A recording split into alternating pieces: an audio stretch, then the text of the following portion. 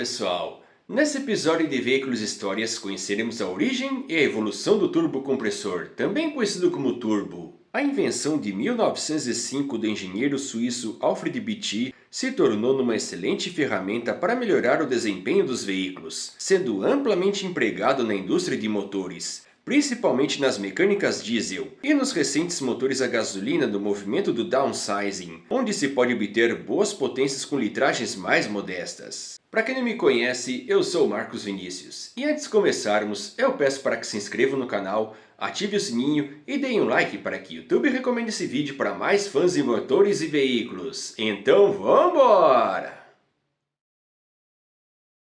Alfred Beechey nasceu no dia 11 de julho de 1879, em Winterthur, que fica na região metropolitana de Zurique, ao norte da Suíça. Não há muitas informações sobre sua infância e sua família. Só se sabe que ele se formou em engenharia mecânica no Instituto Federal de Tecnologia de Zurique em 1903 e era um grande fã dos motores a combustão interna. Alfred sabia que quanto mais oxigênio o motor recebesse, maior seria o seu desempenho. Existe um princípio conhecido como o Triângulo do Fogo, onde a chama é sustentada por três elementos: calor, combustível e oxigênio. Ao intensificar um desses três integrantes, o fogo aumenta. Beechey partiu do princípio de aumentar a quantidade de oxigênio para intensificar a combustão do motor. Isso pode ser visto quando se aperta um fole contra uma fogueira. O primeiro sistema mecânico soprador de fogo foi o criado pelos irmãos norte-americanos Philander Higley e Francis Marion Roots, que viviam na região de Connorsville, no estado de Indiana. A patente dos irmãos é datada de 1860 e no futuro ficaria conhecido somente como blower, que significa soprador em inglês. Porém, Alfred decidiu encontrar um método diferente para soprar mais oxigênio para o motor, e em 1905 patenteou um mecanismo conhecido como turbocompressor, ou simplesmente turbo. A invenção consistia em dois rotores interligados por um eixo. Os gases do escape movimentavam um dos rotores, e essa reação fazia o outro girar, que ficava responsável por puxar o ar externo para dentro do motor, aumentando o nível de oxigênio nas câmaras de combustão, otimizando a queima de combustível e, consequentemente, aumentando sua potência. O princípio de Beechey era muito simples, porém naquela época não existia tecnologia suficiente para desenvolver o mecanismo. No entanto, a invenção chamou a atenção da fabricante suíça de motores Sulzer, que contratou Alfred e ele passou a desenvolver sua patente na prática, fazendo testes em grandes motores diesel de aplicações náuticas. Os motores a óleo criado pelo engenheiro alemão Rudolf Diesel necessitava de um sistema de indução forçada de oxigênio, e na época era usado grandes compressores de ar. Já o motor a óleo de dois tempos criado pelo engenheiro alemão Hugo Gildner usava um blower para funcionar. Em 1915, Beechey criaria o primeiro sistema prático em um motor diesel da Sulzer. No entanto, o turbo não manteve pressão suficiente. Porém, Alfred era persistente e pediu a outra fabricante suíça para desenvolver o seu invento, a Brown Boveri & Company, também conhecida pela sigla BBC, que hoje em dia é conhecida por ABB. Os resultados esperados só foram obtidos nos anos 20, e em 1923 equiparia o navio alemão de passageiros Hansestad Danzig, que tinha dois motores de 10 cilindros em linha feito pela MAN, e eram equipados com turbo de Beechey, cuja potência combinada era de 6.400 cavalos. Em 1925, Alfred abriria sua própria empresa, conhecida por Beechey Syndicate, e passou a desenvolver o mecanismo para motores e locomotivas. A partir dos anos 30, a empresa de Alfred passou a criar sistemas de turbo para uso automotivo. Porém, com o início da Segunda Guerra Mundial, os seus planos foram paralisados. Porém, foi justamente nessa época que a invenção do suíço ganhou grande popularidade. Àquela altura, a exclusividade de Alfred já havia expirado, e muitas empresas apostaram nesse sistema de superalimentação, principalmente a indústria aérea. As aeronaves da Primeira Grande Guerra tinham aspiração natural, e em certas altitudes onde o ar era rarefeito, ou seja, com menor concentração de oxigênio, havia problemas com falhas de alimentação, obrigando aos pilotos a voar em menores altitudes. Com a adoção da indução forçada, os motores ficaram ricos em oxigênio, e assim eram capazes de atingir alturas até então inalcançáveis por mecânicas aspiradas. E ainda por cima, por enriquecer a mistura, a potência aumentava drasticamente. Tanto os países aliados como os do eixo utilizaram aeronaves com motores superalimentados. O avião de combate norte-americano Republic P-47 Thunderbolt foi um dos primeiros modelos a adotar a solução de Beechey, e foi uma aeronave muito bem sucedida, podendo chegar a 42 mil pés de altura, ou mais de 12 km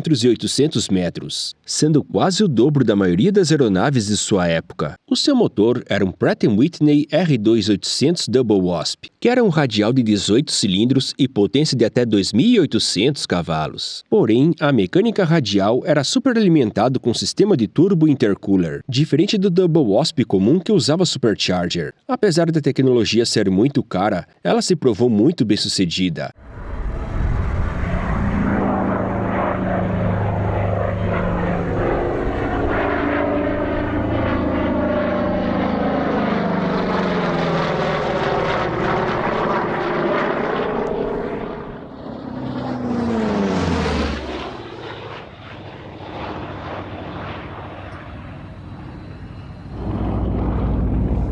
Outro avião a utilizar essa solução foi o incomum bimotor Lockheed P-38 Lightning, cujos motores Ellison VM710 vinham com imensos turbos desenvolvidos pela General Electric e se provaram igualmente muito confiáveis. Depois que a guerra acabou, os motores a reação passaram a dominar a indústria aérea. Porém, o desenvolvimento do turbo continuou em pleno vapor, principalmente para serem empregados em motores diesel. Esses motores a óleo eram robustos, duráveis e sua eficiência energética era superior aos modelos a gasolina, os tornando mais econômicos. Mas havia um problema: eles tinham fraco desempenho. Assim, os planos de superalimentação dessas mecânicas ganhou força, até por conta da popularidade que os motores diesel estavam tendo no pós-guerra. As fabricantes norte-americanas Cummins e Caterpillar apresentariam seus turbinados no início dos anos 50. O modelo da Cummins se tratava do NRTO-6, que era o Série N equipado com um grande turbo, e o da Caterpillar era o D353, um imenso 6 em linha de 24,2 litros que foi empregado no famoso trator de esteira D9, mas que também seria usado em barcos e geradores. No entanto, o primeiro modelo de rua a ver equipado com motor turbo diesel foi o caminhão sueco Volvo Titan. A versão lançada em 1954 tinha motor TD96, um 6 em linha de 9,6 litros cuja potência era de 185 cavalos, sendo 35 cavalos mais potente do que a versão aspirada,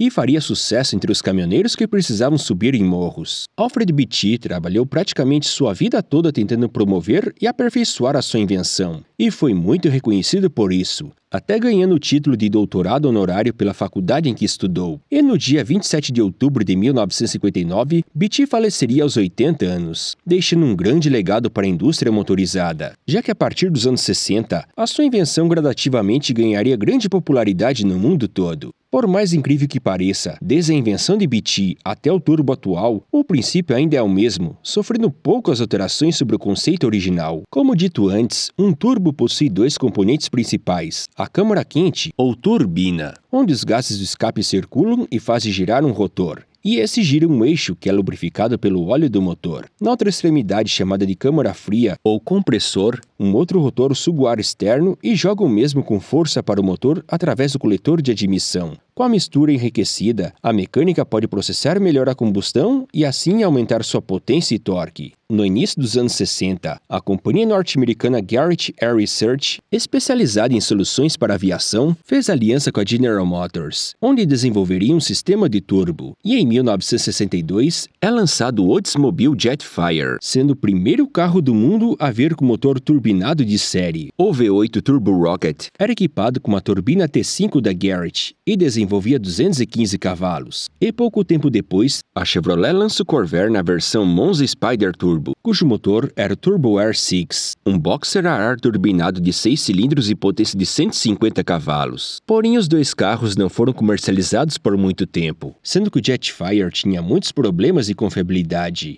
Nas competições, o turbo começou a ganhar popularidade na Fórmula Indy, quando o extremamente popular e confiável motor Offenhauser, mais conhecido como Off, estava perdendo terreno para modelos mais modernos. Após a instalação do aparato, o 4 em linha tornou novamente competitivo, e no seu auge chegou a desenvolver a espantosa potência de 1.000 cavalos. Outro carro que ficou muito famoso com a adoção do turbo foi o Porsche 917-30, um modelo equipado com motor boxer de 12 cilindros equipado com 2 turbos, cilindros e uma potência absurda de 1.100 cavalos. O carro, que foi desenvolvido em conjunto com a Penske, era extremamente veloz, e nas mãos do piloto norte-americano Mark Donohue, fez uma campanha tão avassaladora na Can-Am que muitos falam que a competição foi encerrada por causa dele. E em 1975, Donohue quebrou o recorde de velocidade na veloz pista de Talladega no estado do Alabama, quando chegou aos 387 km/h de velocidade máxima. A responsável por criar o turbo para o 917-30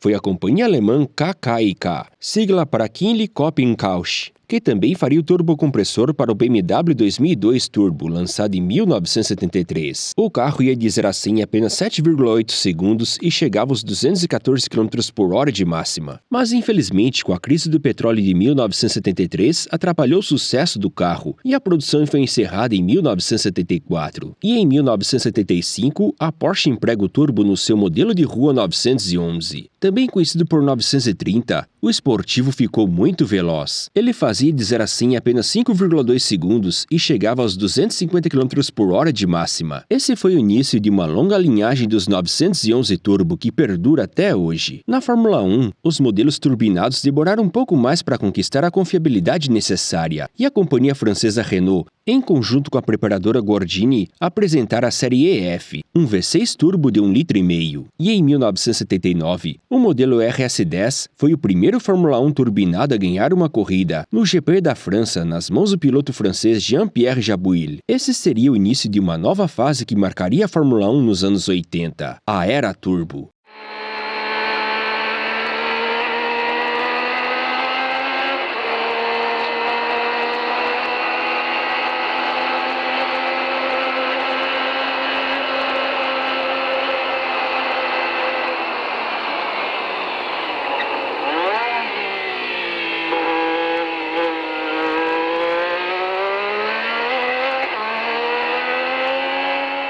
E em 1983, o piloto brasileiro Nelson Piquet conquistaria o seu segundo título mundial com o Brabham BT52, o primeiro campeonato conquistado com um carro turbinado. A mecânica era um BMW M1213, um 4 em linha de 1,5 litros, cuja potência poderia chegar aos 1.450 cavalos na configuração para treinos classificatórios. Com as competições, muitas tecnologias foram sendo empregadas, como o intercooler, que se tratava de um radiador para o ar do turbo. Antes do mesmo entrar para o motor, ele é resfriado para que se enriqueça ainda mais a concentração de oxigênio, aumentando ainda mais a potência e o torque. Nos anos 60, a Cummins criou uma solução um pouco diferente, mas com o mesmo intuito, conhecido por aftercooler, e ele foi inspirado no sistema usado para os motores de navios. Um radiador de água dentro de um duto resfria o ar do turbo, antes do mesmo entrar para o coletor de admissão. Outra solução para o turbo é um mecanismo conhecido por wastegate, que é responsável por regular a pressão do turbo, dispensando o ar excessivo pelo escape e poupando todo o equipamento. Ele também otimiza o fluxo de ar em baixas e médias rotações, diminuindo o efeito conhecido por lag, que seria o tempo em que a turbina demora para encher de ar para melhorar o desempenho do motor. No início dos anos 80, os motores turbinados em automóveis começaram a ganhar popularidade, como o sueco Saab 900, que tinha excelente reputação sendo veloz, suave, econômico e confiável. A solução também seria empregada nas motocicletas, sendo que todas as integrantes da Big Four do Japão fariam modelos do tipo. A Honda criou a série CX Turbo, que tinha motor V2 longitudinal turbinado. Já a Yamaha, a Kawasaki e a Suzuki usariam motores 4 em linha. Como todos são motores de alto regime de giros, todos tinham problema de lag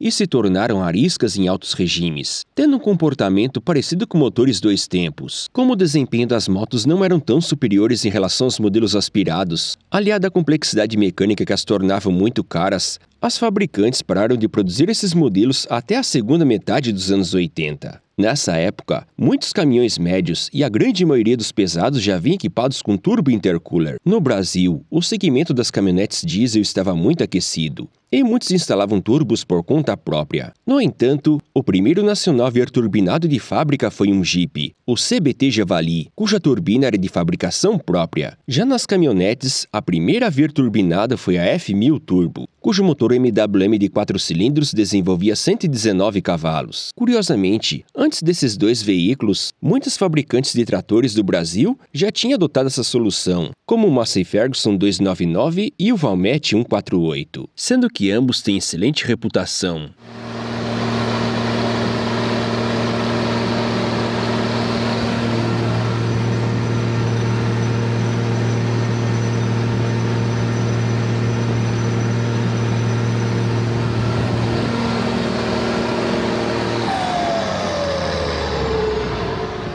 Nos anos 90, praticamente toda a indústria dos motores diesel aderiram ao turbo, já que eles proporcionavam desempenho superior com menor índice de emissões. E praticamente até na metade dos anos 2000, todos os motores diesel passaram a vir com turbo. Já no ramo das mecânicas a gasolina, os motores turbinados também passaram a equipar modelos sem pretensões esportivas, sendo cruciais para o movimento conhecido por downsizing, já que com o emprego do sistema, se consegue obter boa potência e torque mesmo com litragens mais modestas. Outras tecnologias para as turbinas foram sendo criadas com o passar dos anos, principalmente para diminuir o efeito do lag, como o sistema de turbo composto, onde uma turbina menor atua junto com outra maior, e assim o motor sempre tem fôlego em quase todos os regimes de giro. Outra solução é a chamada turbina de geometria variável ou TGV, sendo um sistema de rotores na câmara quente que abrem e fecham suas aletas de acordo com o regime de giros. Outra solução adotada é a diminuição do tamanho da câmara quente, que faz a turbina encher de ar mais rápido. E um sistema de coletor conhecido por pulsativo, onde dois canais jogam os gases do motor de forma alternada, diminuindo a turbulência e fazendo a turbina atuar mais cedo. Atualmente, o turbo ganhou muita popularidade na indústria de motores em geral, só não sendo comum no segmento das motocicletas. Pode-se achar muitos automóveis turbinados no mercado,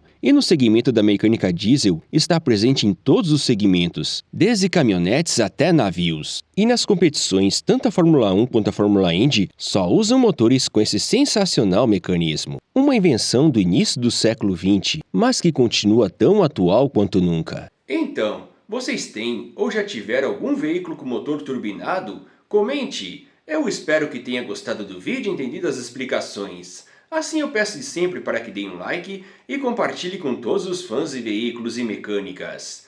E eu me despeço com uma rara moto turbinada de fábrica. Até logo e fiquem com Deus!